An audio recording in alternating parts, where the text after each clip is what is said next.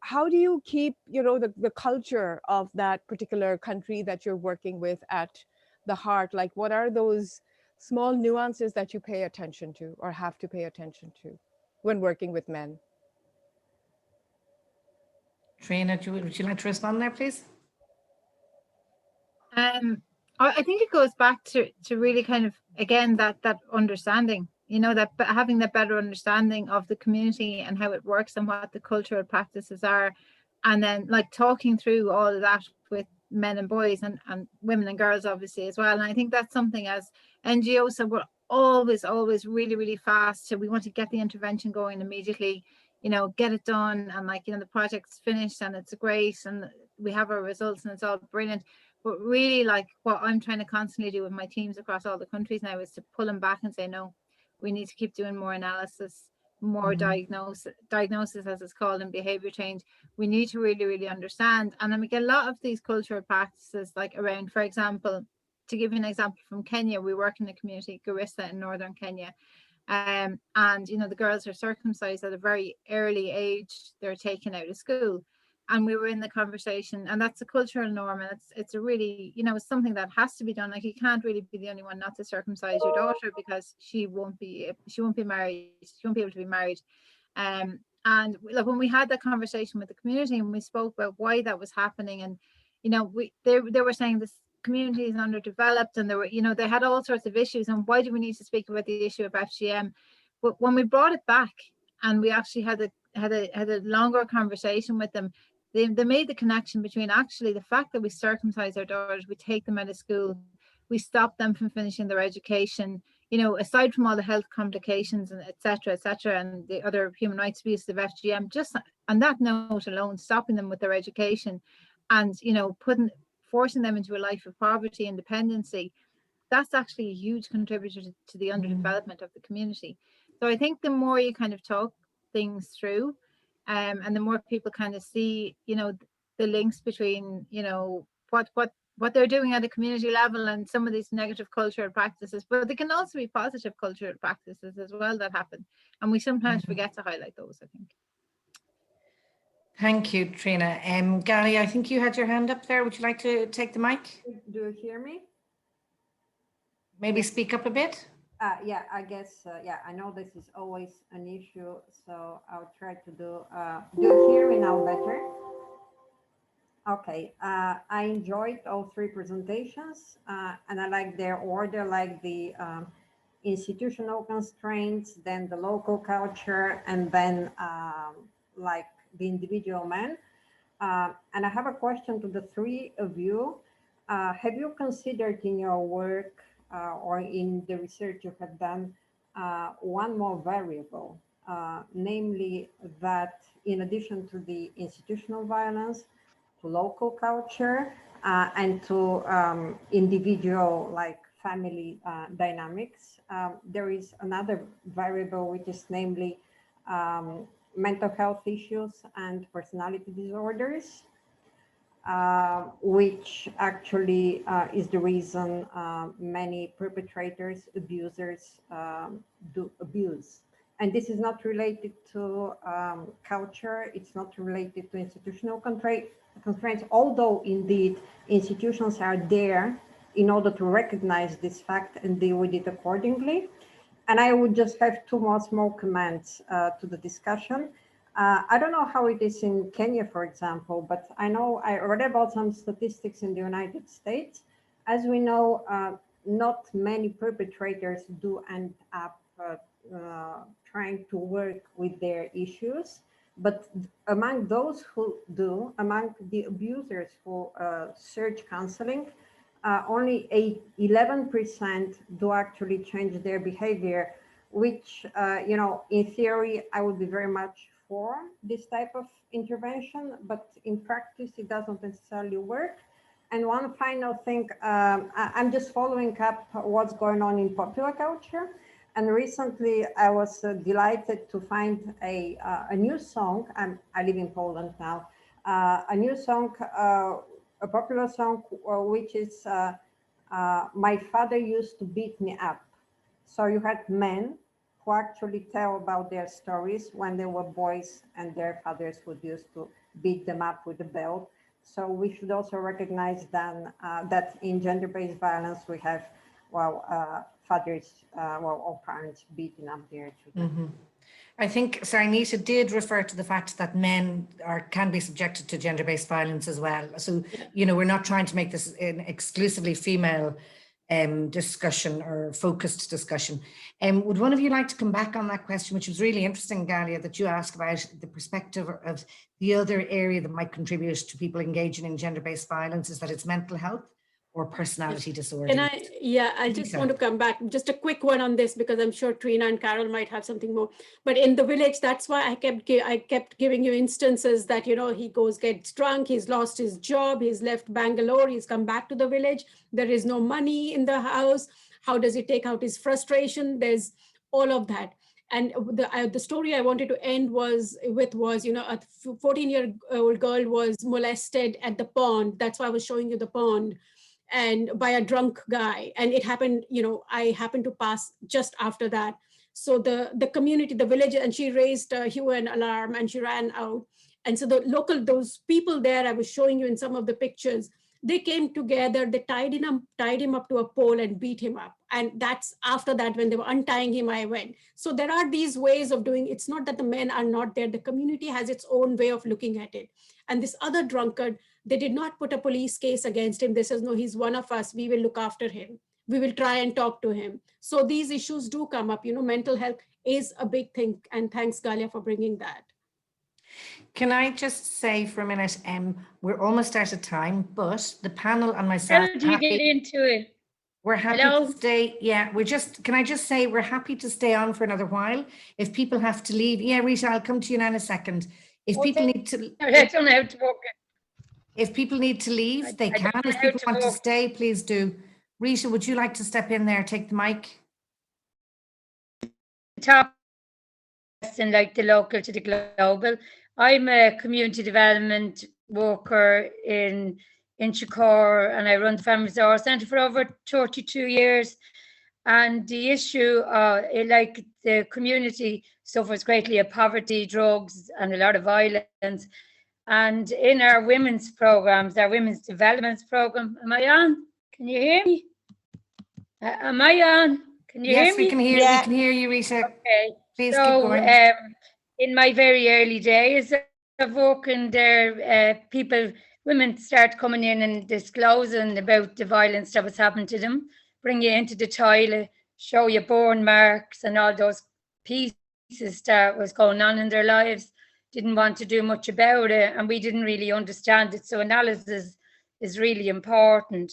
And then what would happen in the classes like that, I'm just wondering about the villages where it became normal that you got beaten or you got beaten, and you have to be very careful that that doesn't become normal in a community. And we knew that we had to do something. So we worked with Women's Aid as a pilot, and we built our own outreach service because we didn't believe that women should have to leave their communities when they weren't committing the crime. They were the homemakers and all that. So 23 years on, we have the Inchicore Outreach Service, which works with, like this last year, we worked with 230 women. And like we would go through the court system or anything that they want to do as a community response to violence against women. But the reality that we did learn back in 1998 was one of our volunteers who stepped in to help a woman was knocked to the ground and her skull was cracked and she died there and then. She was 37 years and she left 2 children. So what we learned was that men do kill, but not all men beat women, not all men are bad women, but are bad. But we have to realise that there are men, and it doesn't matter about the guards, the courts or anything. If they have it to kill, they will kill. That's a fact. 236 women have been killed in Ireland since December 1998 up till now. And I just think that there are responses and new ways of working, but we do have to have the analysis that it is about power, and it doesn't matter, like if you're poor in your community, you don't have the right to kill, beat women. There's many people who are poor and they don't have the right to to beat up families or make excuses about it. They do have to find solutions to those things, but if we accept that, well, you know, they'll make their own decisions. And I know it's a local and a global, and a village in India is very different to, you know, being in a very low position in Irish society. But just when we normalise stuff, we have to be very careful. So I'm not saying any of you did that, but I'm just saying we have a response. Over 23 years we've been serving and keeping women. Very, very few women went to refuge, you know. Mm-hmm. Thank you so That's much. Thank you, Rita, for sharing that. I think it's really interesting. And I think the work that you're doing is great. I know of you from another network. So really, thank you for sharing that. Can I just say, though, I really want to make sure that we don't get into a male bashing session here, because there are lots of men who are very strong advocates for women, who are very active, who do look to combat gender-based violence, you know, so where there are men who are perpetrating violence against women, there are a lot of good men out there as well. I'm trying to keep an eye on the chat as well. So I believe it looks like people are staying, so let's keep going for a bit. And once you have to leave, once the numbers dwindle, we'll wrap up. In the chat, Colette, I think you had your hand up, but you also were sharing information about a TED Talk. Do you want to come in and say something there, Colette? Yeah, thanks, Deirdre, and thanks to all the speakers. Maybe come closer to the mic. Thanks to all the speakers this morning. Can you hear me now? Yeah, Jackson Katz has a TED Talk about the extent to which gender-based violence that men tend to check out of the conversation because they see it has, in one sense, it has been framed as a women's issue. And I just point people to that. But the other thing I'd say is around the extent to which anxiety is an emotion that we develop in order to protect ourselves, and particularly when it comes to identity. It's something that essentially prevents people from changing. And I think we know how difficult it is for people to change. But I worked on a research project in the Department of Nursing and Midwifery around why evidence-based practice is resisted within hospitals. And it is about how people frame the issue. Often it's about, you know, is this going to undermine my professionalism? You know, that won't work here. This is developed in, you know, an ivory tower and all that. And I think in relation to, you know, what the speakers are saying around identity, that is the core issue.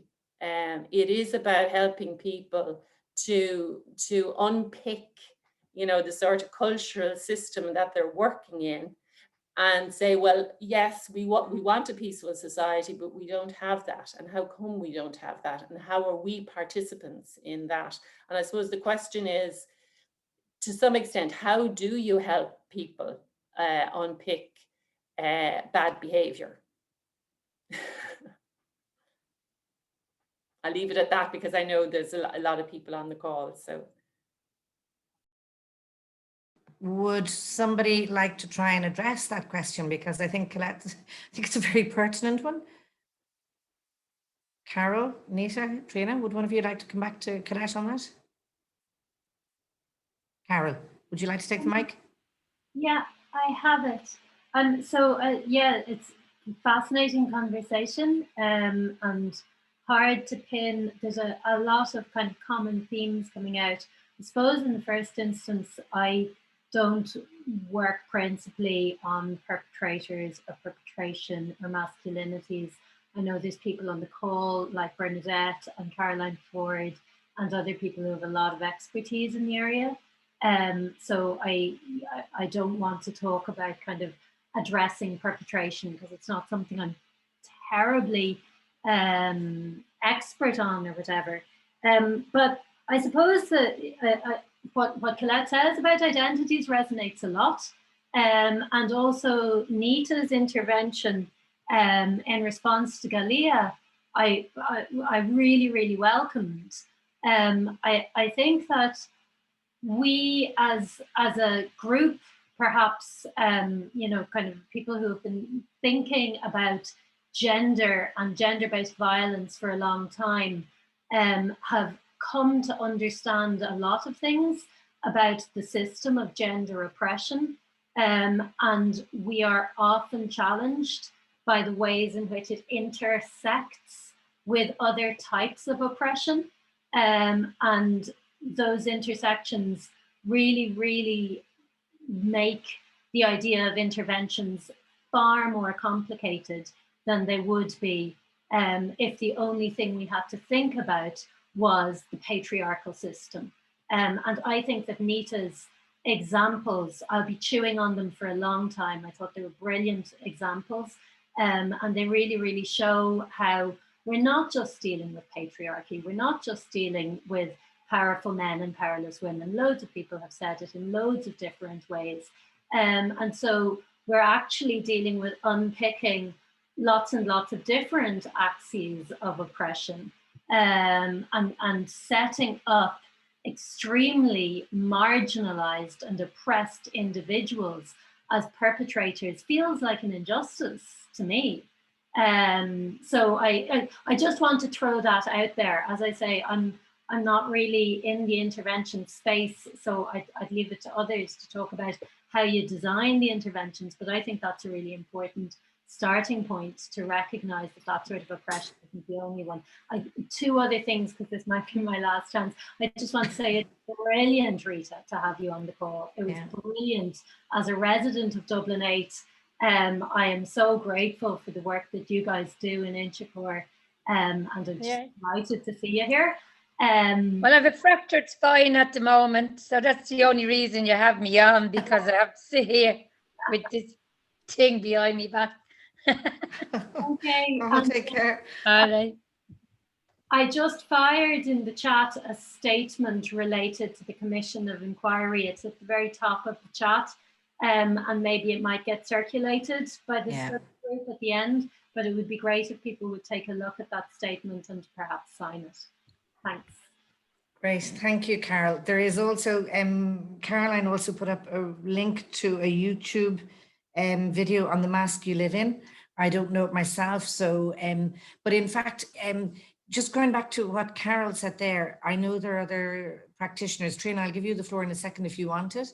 I know there are other practitioners rather than academics, researchers on here. If anybody would like to come back with kind of an example or a contribution in relation to Carol's question there.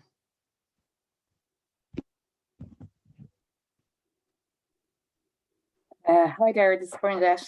Bernadette, hi, welcome. Will you take the mic there, please? Yeah, I'm not sure I'll get a direct response to Carol's question, but yeah, we're sorry for everybody else that doesn't know me. I'm the Equality Advisor in Concern, and we're doing quite a bit of work and have been over the last number of years on engaging men on gender equality.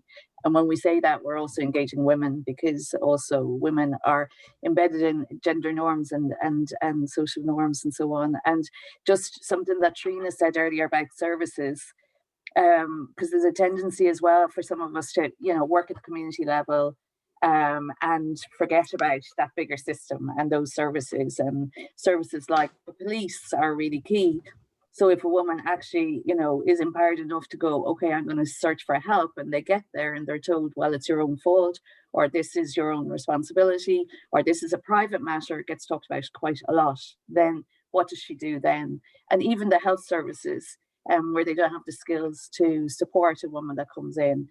So we've done, it was actually in Sierra Leone, they did quite a bit of work with police and service providers and women and men at community level and leaders. And it's like, you need all of those prongs kind of happening at the same time. And you know, it was quite well evaluated, that particular program, to show that some shifts and changes, it's never going to be 100%, but a lot can be influenced. Men influence other men, you know, and we found a lot that it's women, mothers often influence the boys, and they're told at a very young age, be in control, be on top of things, it's your job, and they're the age of 5 or 6. And so that socialization that happens, then it's like, well, that's what I've meant to do in my life. And we're talking quite isolated rural communities that wouldn't have access to, you know, media or other ideas. So it's interesting. There's a lot. There is a lot that can be done. I think the influence of fathers is massive on boys as well, in terms of, you know, often I'll meet a father that's, you know, non-violent, helps out the wife, is quite unusual in the community. And I always ask, why are you behaving differently to the majority? Because he's laughed at, he's told he's a man, woman, he's a sissy. And they'll always bring it back to their fathers. So either their father was non-violent and supportive, or they were violent and they didn't want to be like that as a father. So in terms of our work around engaging men, I kind of hold that as quite an important pillar of it as well, the influence of fathers. And if we work with fathers and influence their behaviors, that then influences a next generation as well as the current one. So yeah, I mean, I think there's a lot we're learning. Jackson Katz, I love him in terms of his ability to explain it to men as well. And he does a lot of work with like the American Army, in universities, colleges. I nearly got him to Ireland, but couldn't quite afford him. But as a collective, maybe we could get him here. Because I think, you know, people like that, they're big influencers on other men. And why there isn't men here, there never is men, because it's seen as a woman's space, or there's a fear. I asked my husband, why is this? And he's like, listen, are you kidding me? Like, you're going to walk into a space of feminist women to talk about gender-based violence as a man. There's not that many men in our space that are like strong feminists that get this. You know, they don't want to, you know, be bashed over the head and take the responsibility for every man. So I think how we kind of frame these spaces, you know, maybe we needed a man as a speaker on it, you know, to make it feel a little bit different. So I'm not. I think I can say something there. I don't think you begin with men with male violence. I think like Alan O'Neill, and Alan O'Neill is a very good movement going with the men's sheds and, you know, trying to do that other work around the violence. I think you have to start with men where they are. Like, we have our own men's shed, and there's a men's shed in Drimmen and a men's shed in Ballyfermot. They all connect up together. They may be a little loaded, they're out of work.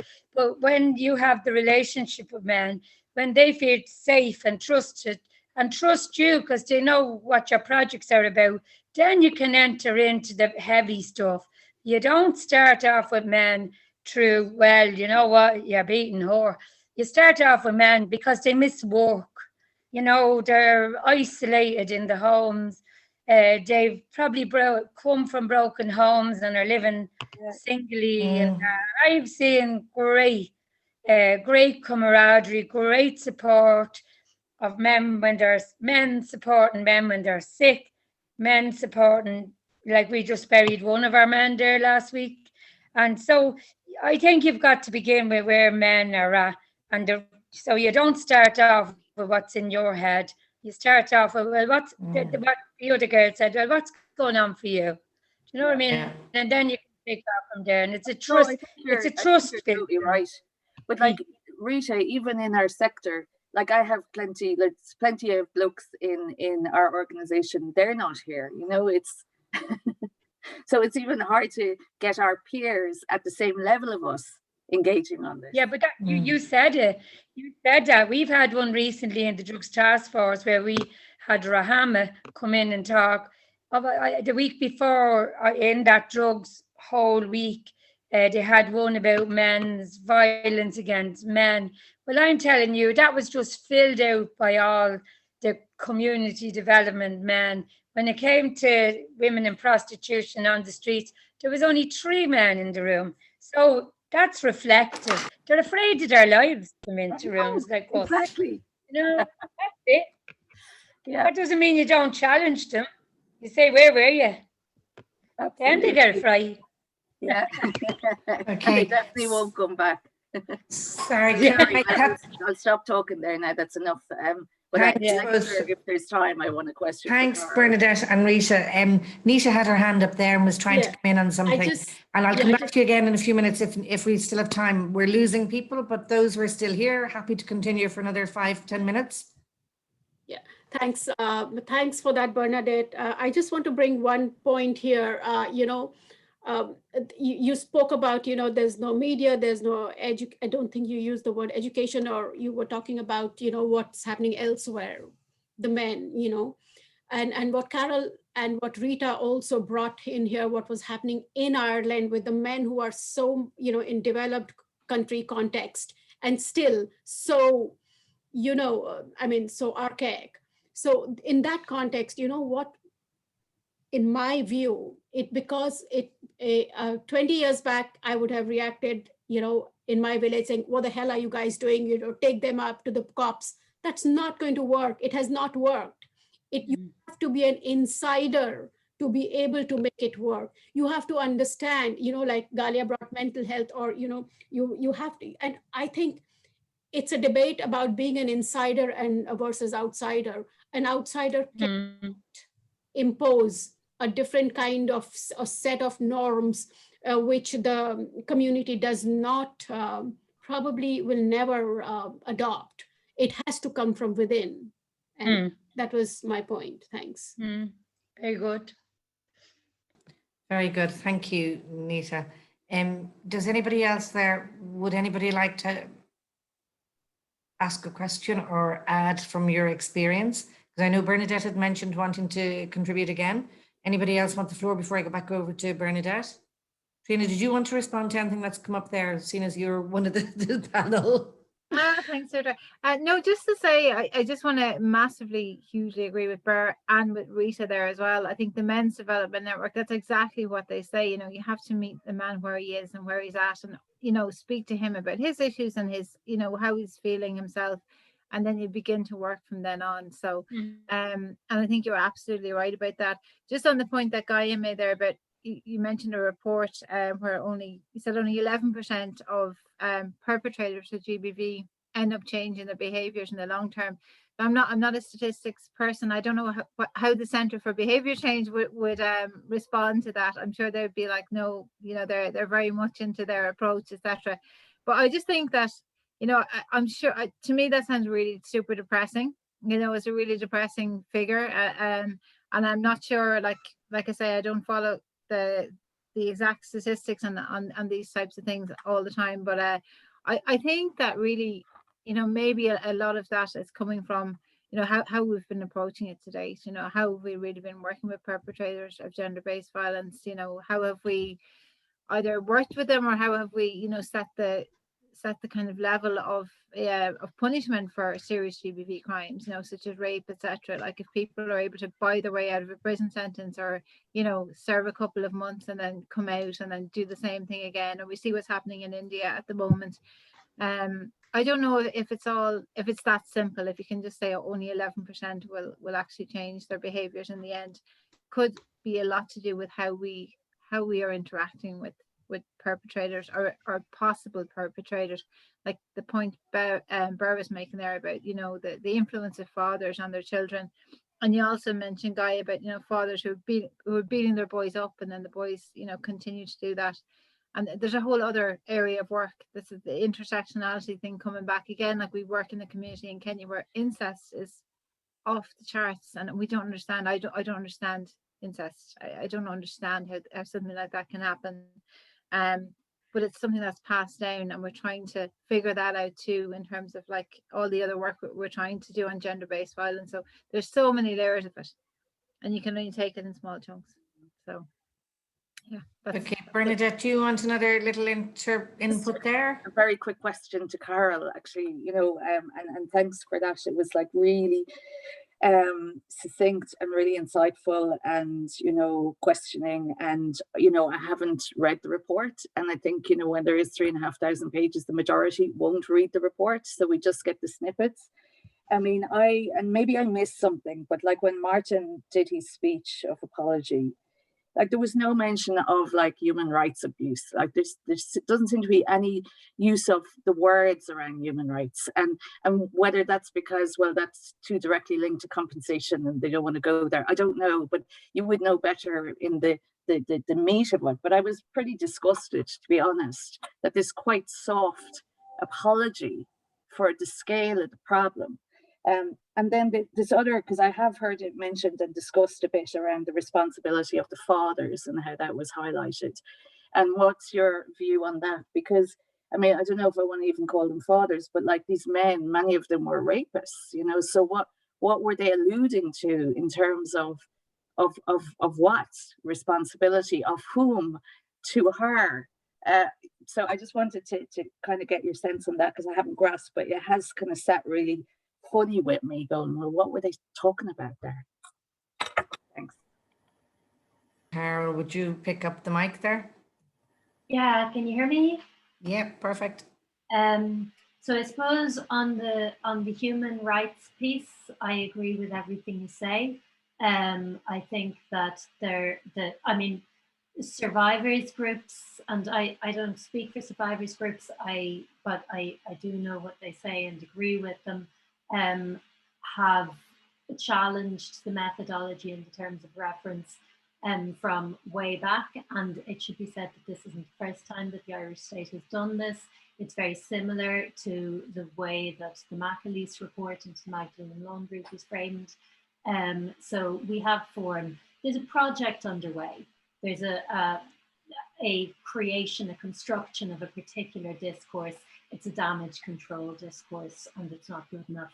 The human rights language and legislation that exists provides an adequate frame for us to inquire into these sorts of abuses in such a way that we can understand them for the good of the people who were victimized by the institutions, and also for the good of the state that we live in now, which continues to perpetrate the same sort of carry-on. So it's a bit ridiculous spending all this money on these inquiries that don't do the job that they're set, that I understand to be what they're for. But that's on us as residents or citizens of the country to ask for better. So I'm writing to Ireland's National Human Rights Institute, the ICHR, to say specifically this is a human rights failure.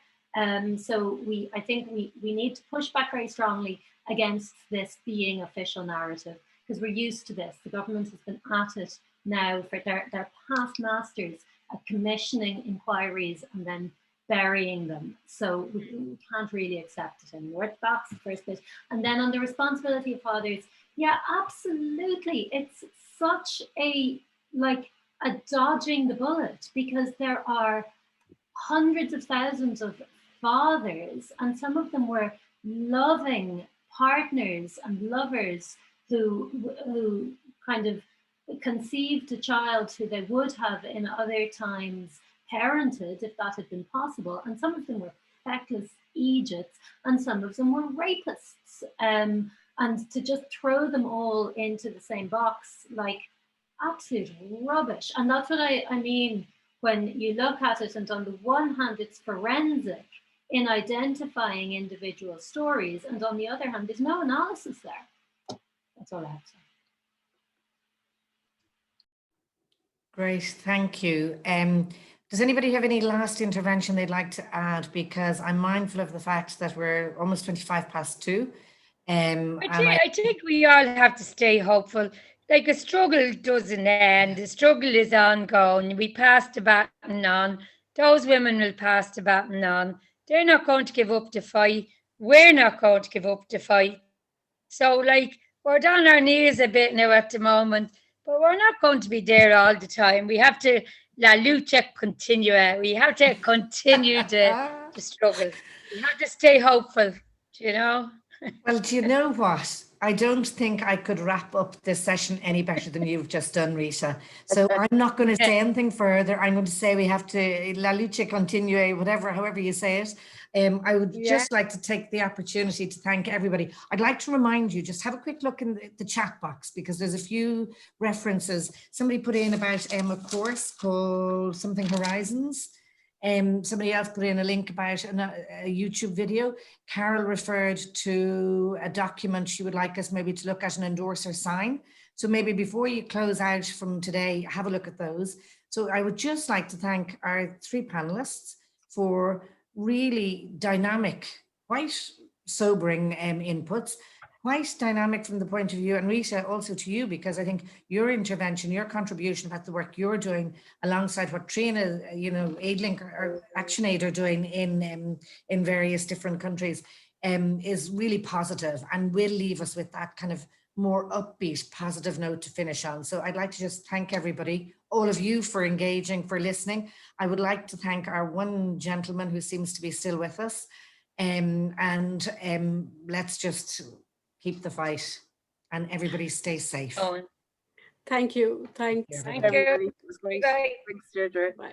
Bye. I have to save it. You can find the link to the video on the DSAI website soon. Very good. Thank you very much, everybody. Bye-bye. Bye. Neeta, are you here for a bit? I am here for a bit. I have to stop recording.